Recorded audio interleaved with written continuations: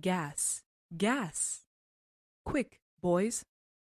An ecstasy of fumbling, fitting the clumsy helmets just in time. But someone still was yelling, out and stumbling, and floundering like a man in fire or lime. Dim through the misty panes and thick green light, as under a green sea I saw him drowning. In all my dreams before my helpless sight, he plunges at me, guttering, choking, drowning.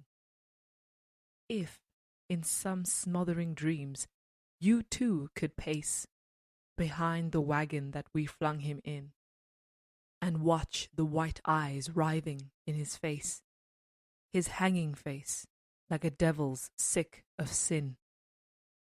If you could hear, at every jolt, the blood come gargling from the froth-corrupted lungs, obscene as cancer, bitter as the cud, of vile, incurable sores on innocent tongues, my friend, you would not tell with such high zest to children ardent for some desperate glory the old lie, dulce et decorum est, pro patria mori. This poem details Owen's experience in the First World War, marked by trench warfare and gas attacks. He actually lost his life in combat days before the end of the war, and this poem epitomizes all the horrors ultimately to challenge the old lie, dulce et decorum est, pro patria mori, translated as, it is sweet and fitting to die for one's country. Although he was a fighter for the British Army, this sentiment transcends nationality, for the experiences of trudging and cursing through sludge were the experiences of combatants on all sides.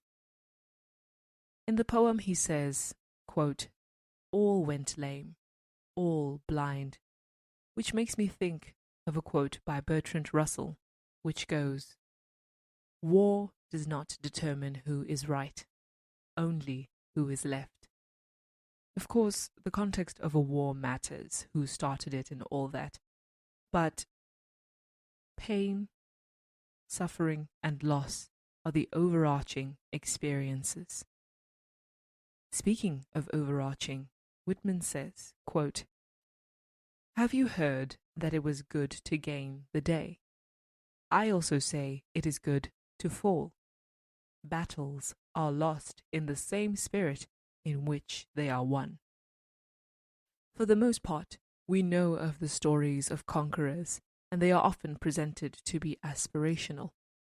However, Whitman says that the conquered are just as inspiring. This is because battles are lost in the same spirit in which they are won. The valor of the conqueror is the valor of the conquered. The heart-pounding fear and tunnel vision of the conqueror is the heart-pounding fear and tunnel vision of the conquered. And so Whitman composes a song for the conquered. I beat and pound for the fallen on either side. And to bring in Whitman's context, Song of Myself had been published in 1855, and in the 1850s, sectional disagreements related to slavery were straining the bonds of the Union between the North and the South in the US. And some years onwards, there was the American Civil War, which had its conquered and conquerors. The section ends with what I'd like to think is a tribute to all the fallen, from the least esteemed and unrecognized to the most esteemed and recognized. It reads, Vivas to those who have failed, and to those whose war vessels sank in the sea, and to those themselves who sank in the sea, and to all generals that lost engagements, and all overcome heroes, and the numberless unknown heroes equal to the greatest heroes known.